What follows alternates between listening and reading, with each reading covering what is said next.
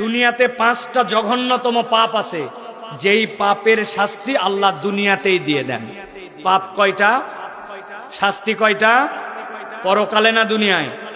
মনে রাখবেন। 1 নম্বর, কোন জাতি যদি অঙ্গীকার ভঙ্গ করে, মানে আমি ওয়াদা করি আর ওয়াদা রাখি না, এটা আমার ট্রেন্ড বানায় ফেলছি, জানি আমি যে ওয়াদা করতেছি ওয়াদা রাখবো না, ওয়াদা খেলাফকারী যদি হয়, আল্লাহ রাব্বুল আলামিন তাদের উপর শত্রুদেরকে চাপায় দিবেন, ঠেকাতে পারবে না, তাদের উপর শত্রু চেপে যাবে। ওয়াদা খেলাফকারী। অতএব খবরদার, ছোট থেকে বড় কোনো ওয়াদা খেলাপ করা যাবে না। বাংলাদেশের সবচেয়ে বড় ওয়াদা খেলাপকারী হচ্ছে যেগুলা ব্যাংকের থেকে লোন নেয়, ওরা নেওয়ার সময় নিয়ত করে আর ফেরত দিব না, আছে না ভাই? অতএব এটা 1 নম্বর। 2 নম্বর, আল্লাহর বিধান ছাড়া যদি বিচার ফায়সালা অব্যাহত থাকে আর আল্লাহর বিধানের বিচার ফায়সালা কায়েম হোক, এই প্রচেষ্টায় আপনার যদি সম্পৃক্ততা না থাকে, তাহলে এই জগতে আল্লাহ দরিদ্রতার বিস্তার ঘটায় দিবেন। আল্লাহর বিধানে ফায়সালা হবে না, দরিদ্রতা জীবনে যাবে না। সেটা আপনার মানসিক দরিদ্রতা, আপনার চাহিদা ফুরাবে না, 1000 পাওয়ার পরে আপনার কেমন জানি বরকত হবে না। আল্লাহ বলতেছেন আল্লাহর বিচারের অথবা আল্লাহর বিচারের পক্ষে না থাকলে দরিদ্রতা ফুরাবে না। 3 নম্বর, যদি ব্যভিচার করা হয় এবং ব্যভিচারকে সমাজে হালাল করে দেওয়া হয়, তাহলে মহামারী ছড়ায় পড়বে। কয়দিন পরে ব্যভিচার ডে আসবে জানেন তো আপনারা? বিশ্ব বেহায়া দিবস। প্রস্তুতি আছেন আপনাদের? কোনো প্রস্তুতি নাই। কেমন মুসলমান আপনারা? প্রস্তুতি নেন। আমার এলাকার কোনো ছেলে যেন কোনো বেহায়াপনা করতে না পারে, আমার কোনো সন্তান, আমার কোনো ভাই ভাতিজা আমার মহল্লায় বেহায়াপনা বেলাল্লাপনা করে ঘুরবে আর আমরা কিচ্ছু বলবো না, ওই বাংলাদেশ এখন নাই। এখন বাংলাদেশ প্রতিবাদ করার, প্রতিকার করার বাংলাদেশ, ঠিক কিনা?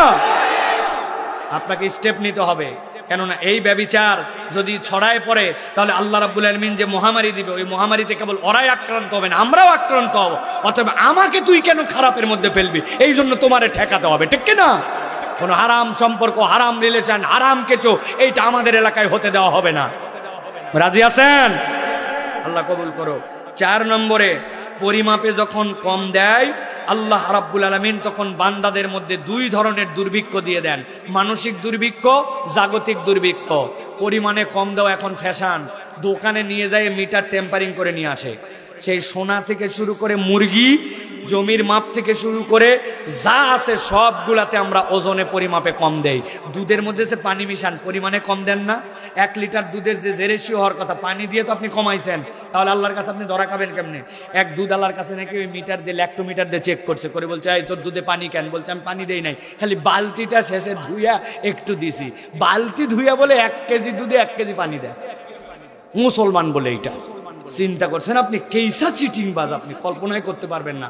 অতএব আপনি যদি পরিমাপে ওজনে কম দেন, তাহলে আল্লাহ রাব্বুল আলামিন ফসল হানি ঘটাবেন এবং দুর্ভিক্ষ দিবেন। আমরা এটা চাই না। এই জন্য খবরদার, আপনার আয়ত্তের মধ্যে কোনো জায়গায় পরিমাপে কম দিবেন না। পরিমাপের অনেক লেবার আছে। আপনি বিরাট হাজি সাহেব, কিন্তু বনের জমি ফেরত দেন নাই। আপনি বিরাট বড় ব্যক্তিত্ব, ছেলে মেয়ের মধ্যে জমিতে বেইনসাফ করছেন, এটা পরিমাণে কম না? এটা আপনার আমার জন্য ফসল হানি এবং দুর্ভিক্ষের কারণ হবে। সর্বশেষ যেটা বলবো, যাকাত দিতে যদি বান্দারা অস্বীকারী হয়, তাহলে দুনিয়ার বুকে আল্লাহ রাব্বুল আলামিন ওই বান্দাদের প্রবৃদ্ধি কমায় দিবেন। ওই বান্দারা যে জায়গায় আছে ওই জায়গায় আটকায় যাবে। ওই বান্দার সম্পদ পরিষ্কারও হবে না, তার উন্নতিও সে দেখতে পাবে না, আল্লাহ আটকায় দিবেন। আমাদের অধিকাংশ দেখবেন ফল ফসলের যাকাত আমরা দেই না। 20 মনে 1 মন, এটা ওসর, এটা আল্লাহ রাব্বুল আলামিন নির্ধারণ করছে। ও চিন্তা করছে কত কষ্ট করে আমায় আবাদ করছি, রাগ কিসের ওসর, আমি তো দান খয়রাত করি। আমরা বেশিরভাগ ওসর দেই না, ঠিক কিনা? 20 মনে 1 মন আপনাকে ওষুধ দিতে হবে।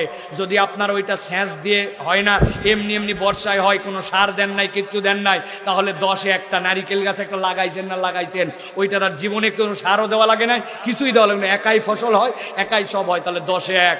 আর যদি হয় আপনার ওসরি জমি 20-এ 1, 680 কেজি যদি পরিমাণ হয়, তাহলে সেখান থেকে 20 ভাগের 1 ভাগ আপনাকে ওষুধ দিতে হবে, যাকাত দিতে হবে। এটা না দিলে আল্লাহ রাব্বুল আলামিন প্রবৃদ্ধি কমায় দিবেন। আল্লাহ এই 5 ভয়ঙ্কর পাপের শাস্তি দুনিয়ায় দেন। আল্লাহ এখান থেকে আমাদেরকে হেফাজত করেন, বলেন আল্লাহুম্মা আমিন।